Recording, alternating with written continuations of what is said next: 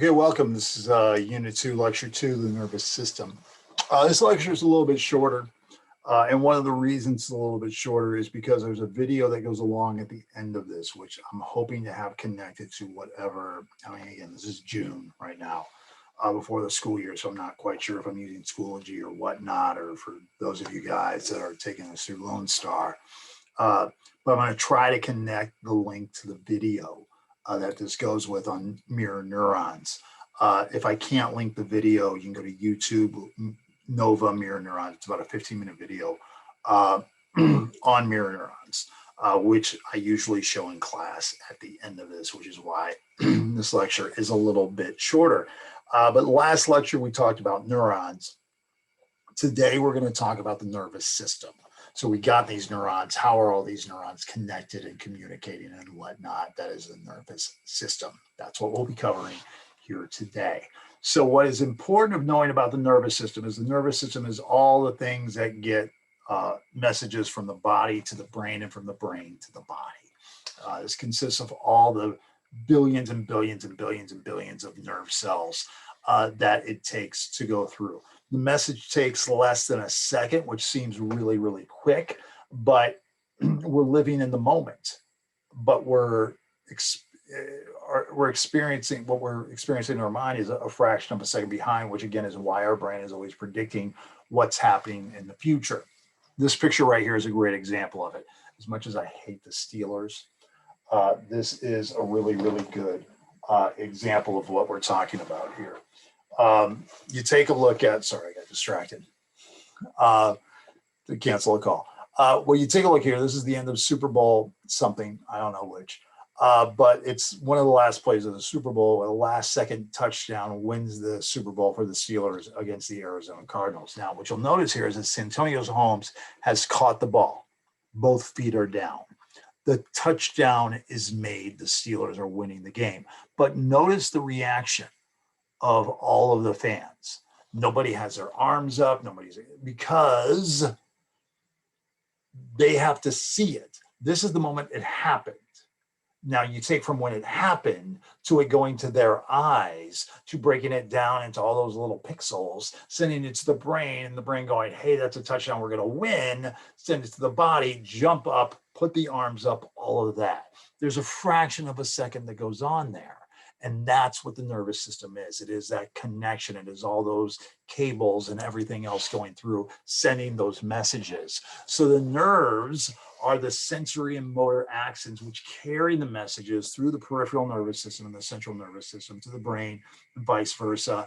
And it could be, the message could be sent on a single little neurotransmitter, or it could be connected to millions of these guys. And again, the more connections that you make, the more efficient that the signal is, and all these other things. Now, we're going to talk about three different types of neural groups that are a part of this. One group of neurons is what are called afferent neurons, also known as sensory neurons. Afferent neurons is when I take this marker, drop it onto my hand, and I feel this hit my hand. Now I got to take, when I feel the weight and I feel that hit my hand, I need to send that message to my brain. I use afferent sensory neurons. So think of afferent neurons are going at the brain, afferent A at the brain.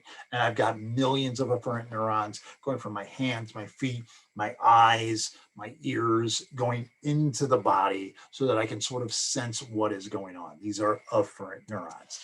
Efferent neurons is when the marker hits there and my hand decides I need to grab hold of that. My brain will tell my hand to move my fingers to grab hold of it. That is an afferent neuron. An afferent neuron are motor neurons going from my brain to my body to tell me to do things. And in order for it to go from my brain, it has to exit my brain. The efferent neurons are exiting the brain, going to the body, telling my hand to grab hold of this. Now remember, these are one-way roads. So I've got millions of them sending signals that I feel it here, and I've got millions of others sending signals out to say grab hold of it. So they're going back and forth so these trains don't run into each other. Now I've got millions going out to my body, and I've got millions coming in from my body. But within my brain and spinal cord, my central nervous system, I've got all of these little neurons that are connected. These are what are called interneurons, and I've got billions of these. And these are the things that are constantly making connections all the time. When you're hearing me say the word central nervous systems, that experience of me saying that to you, your neurons are making new connections. Where have I heard that word before? Let me go to memories of that word. What is central? What is nervous? What is system? Where have I heard that word before? I'm hearing that word now. Why is that important? Do I take my hand and make myself write it? Whatever. Every moment that we are experiencing, our brain is actually changing and sort of recording what's going on. And it records it by making these billions of interneural connections and going across again and again and again. And again, saying the word central nervous system is not difficult to say to someone who is a teenager in their 30s, 40s, 50s, because you've heard it a lot of time. For me to mention a central nervous system to a 4-year-old, they don't know what's nervous, what's a system, they don't have those connections. It's harder for them to grasp the concept of it. So again, I've got billions of interneurons taking memories and everything else and making these connections every moment that I'm living, experiencing, some of them consciously, some of them subconsciously. I'm making these connections. All right. Then what my brain has to do is it has to take this information in and it has to interpret it. And what's really sort of weird about it, and we'll get into this more down the road, but the body's a little bit cross-wired here. And the left eye that sees everything over here on the left side goes to the right side of my brain. My right eye goes to my left side of my brain. Left goes to the right, right goes to the left. There's a kind of a cross wiring. So the left eye is responsible for all this information, the right eye for that. And you see here is some stuff that's in between the two, where it gives me depth perception and all these things. And then my brain has to communicate and take, okay, what's the picture I'm getting over here? And what's the picture I'm getting over here? And they're not the same picture. Give you an example. Take your finger, make sure it's a nice finger. Take your finger, put your finger up to the screen, okay? Put your finger up to the screen and look at your knuckle, and you'll see your knuckle, and your eyes are coming together to converge onto this knuckle. Your eyes are coming together. They're converging onto the knuckle. You focus on your knuckle, okay? Then what I want you to do is close your left eye and close your right eye. Go back to the left, back to the right, left, right, left, right. And you'll notice your finger seems to be moving. It's not really moving. But what's happening is these are two different pictures. Your left eye takes a different picture than your right eye.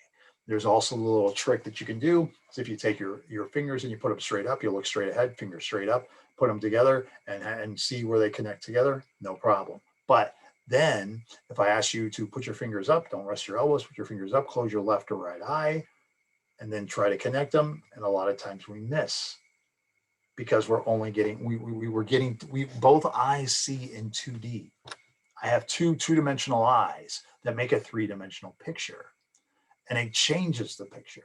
Give you another example. Go back when you put your finger up and you focus on your knuckle and you get those two different pictures. Instead of focusing on your knuckle, screen's behind it. Instead of focusing on your knuckle, look past your knuckle and read the screen.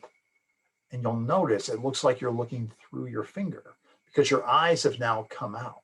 Where your eyes were converging, they've now come out and have taken these two different pictures, and they've said, finger, not important. Let me read what's behind it. All of this is based on interpretation, okay? And when we screw with that interpretation, it throws us off. Here's this old trick.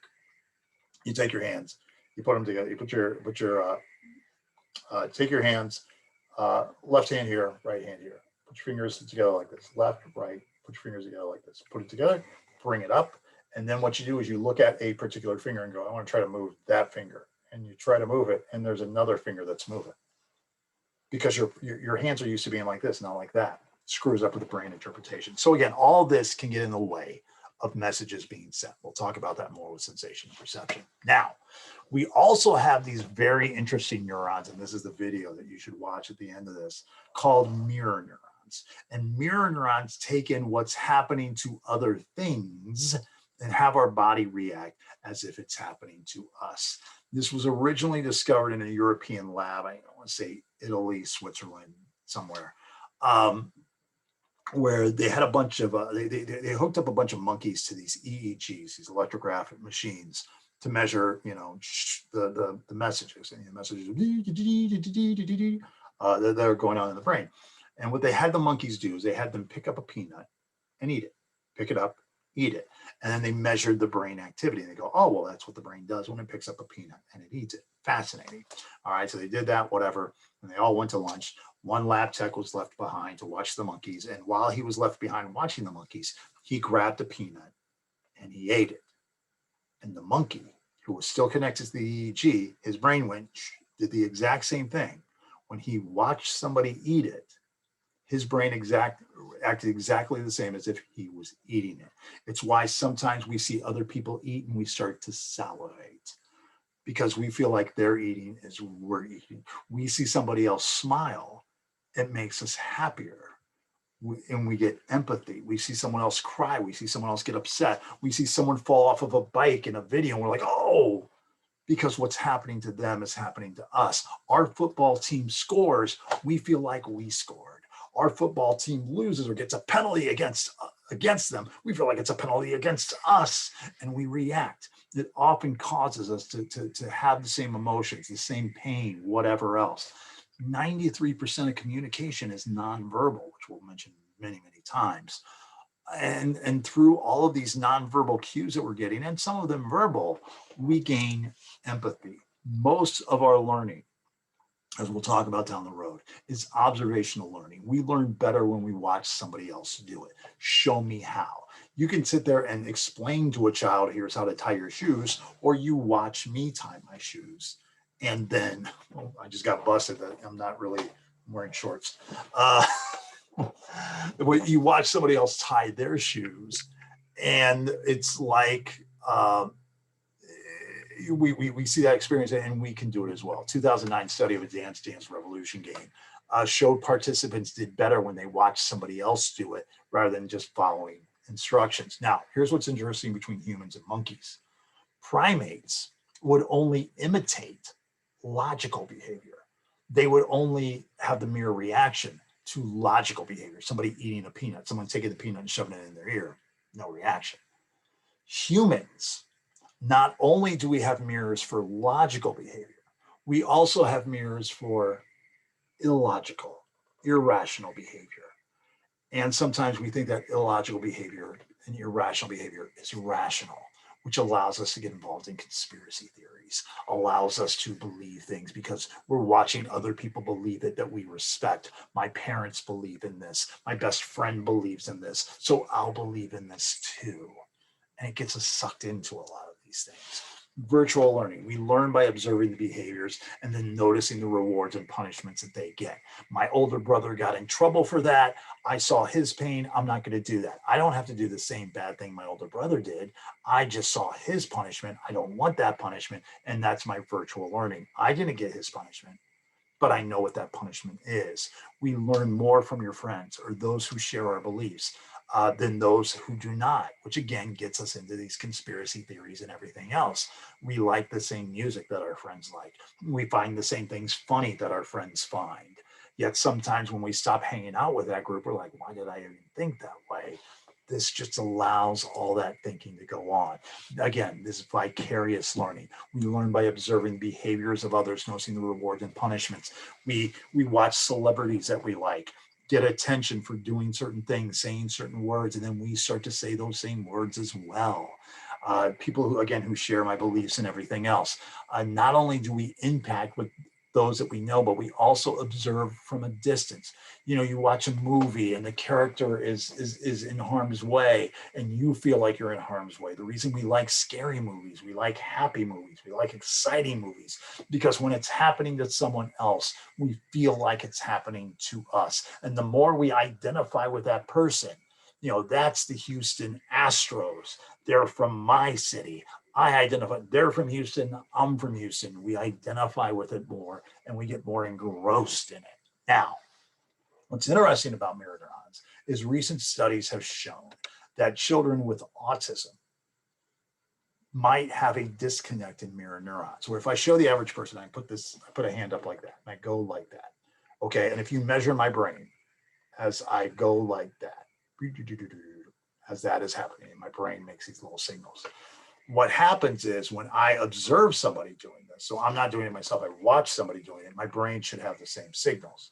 But what it showed was children with autism, when they saw, not all of them, but some of them, when they saw somebody do that, it wasn't the same as when they were doing that. So sometimes what happens is children with autism might be lacking mirror neurons, which is why a lot of times, if you know anybody with autism, again, it depends on which spectrum and where on the spectrum they fall, because there's different levels of autism. And in the same way that we all don't have the same classes prescription. There's different levels of nearsightedness, farsightedness. There's different levels of depression. Not everyone's anxiety is the same, but some people with autism are lacking mirror neurons, which I'm sure if you have a brother, sister, someone you know, a lot of times their behavior just sort of isn't appropriate for the moment.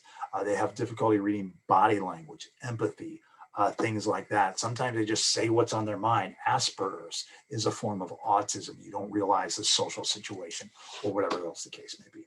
All right, back to nervous systems. Two types of nervous, well, a lot of types of nervous systems, but let's put the nervous systems here into two categories, the central versus the peripheral nervous system. The central nervous system is everything brain, spinal cord. Think of this as the Mississippi River of your body, okay? Everything's got to go through the Mississippi in order to get out to the Gulf. All right, so this is the main line of communication from your brain to the spinal cord. And all this communication is happening with interneurons, which number in the billions. So this is almost immediate things that are happening. You know, when something's in my spinal cord or my brain, it's almost immediate. And this is also why if there's damage to the brain or the spinal cord, this will affect how messages are sent. If you have somebody who is injured right here, in their spinal cord and it's severed or whatever else the case may be. Now, suddenly all of these messages coming from the legs and going to the legs, they can't send them anymore. So it's just, they become paralyzed from the waist down because they can't send messages out. They can't receive them. Now the blood still goes. It's still alive. I just can't tell my foot to lift up or my foot to go down. I can't send the message. I can't receive the message. I can't feel pain and all those things because that communication is no longer happening across the nervous system. Now, it is also the reason why a lot of reflexes happen automatically and very, very quickly. You take your finger, you put it on a flame, and the finger doesn't send the message, you know, you're hot and go all the way up to the brain. Hey, sensory cortex, it's hot. I should tell the motor cortex, and it takes a half a second to pull away. It's just, ouch, it's hot. Oh, that's cold. Ouch, that's sharp. It's immediate because this message doesn't get up to the brain. This message just goes to the spinal cord, which has enough executive power to tell the hand to move. It doesn't have to go up to the brain. It doesn't have to be processed. This is why when a chicken gets its head cut off, it'll still run around for a while, even though the brain's not telling it to run around. The spinal cord is what's telling it to run around for a while. So reflexes happen in this spinal cord. Immediate, don't have time to go up and process. Now, as messages are coming from the body and out to the body, that happens in the peripheral nervous system. So everything that is not in green, it's on the periphery. This is my vision. This is my peripheral vision. So everything, the messages coming up to go through the peripheral nervous system. Within the peripheral nervous system, we have the somatic and the autonomic nervous system through those. Now, the somatic nervous system is the nervous system which controls voluntary movements. I tell my fingers to snap. That is the somatic nervous system. I hear it, whatever. These messages, both messages I'm receiving and messages I'm sending, these are messages that I can control. I can manipulate consciously. This is the somatic nervous system. My strength, my muscles, pick up this pen, put down this pen, feel this pen, all in the somatic nervous system. Now, the autonomic nervous system is the nervous system, which is automatic movement. Things I cannot control, okay? My heartbeat is part of the autonomic nervous system. I can't sit here and tell my heart, beat faster. Hey, heart, stop. I don't even want to say that because then I'm dead.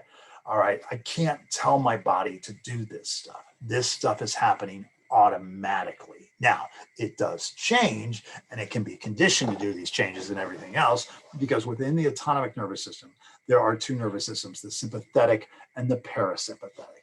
The sympathetic nervous system is the part of the autonomic nervous system that spends energy because I need to spend energy. Usually in times of stress, I am spending energy. That's the sympathetic. Sympathetic is spending. The parasympathetic nervous system is preserving energy because it's not a time of stress. All right. So when I have a situation, let's say that I'm stressed, a snake is running up to me. Okay. Whoa, snake, danger. I need to spend energy. So my brain, my sympathetic nervous system is going to tell my pupils to become bigger so I can take in more information. I am going to suddenly, my heart is going to beat faster. My adrenal glands are going to produce adrenaline because this is a snake and this is dangerous. My lungs are going to breathe faster during this time.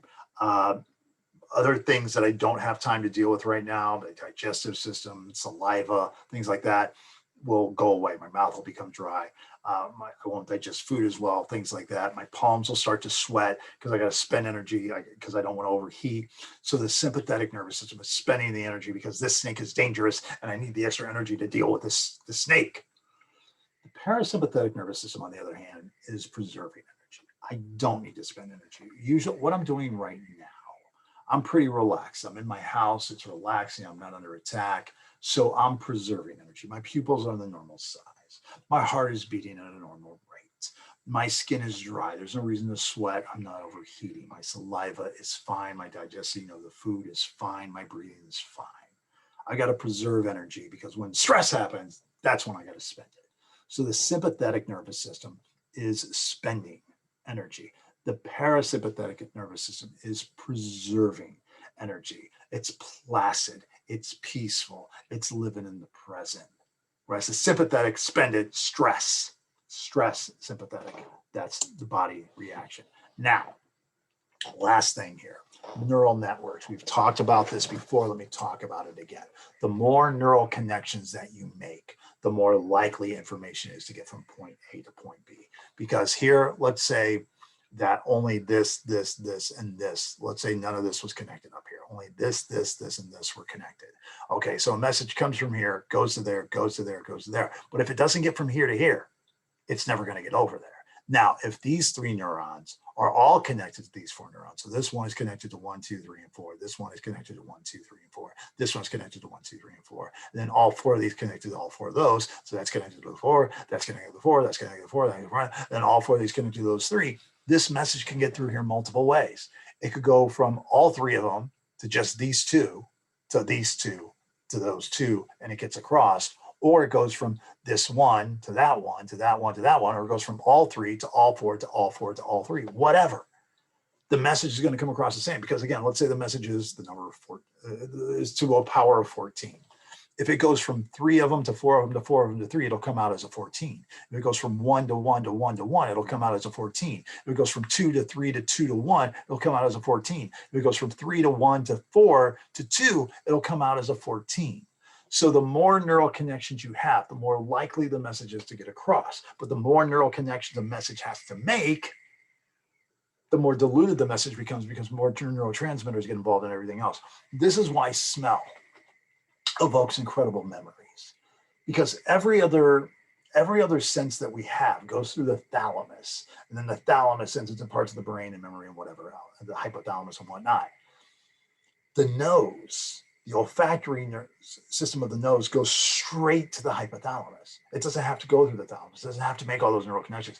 And that's why certain smells evoke incredibly vivid memories, because it's not having to go through all these connections. It's just one way. It doesn't have to do. So again, the more neural connections we make, the more likely the message is to get across. But the more neural connections it has to go through, the more likely the message is to get manipulated and change and differ and all those other things. It's kind of interesting. All right. So with that, there's some other stuff there on the nervous system. If you want to take a look at that there, that there, that there. That wraps us up for lecture 2. Next one we're going to do is we're going to take a look at the endocrine system, and we're going to take a little bit of a look at how we read the brain as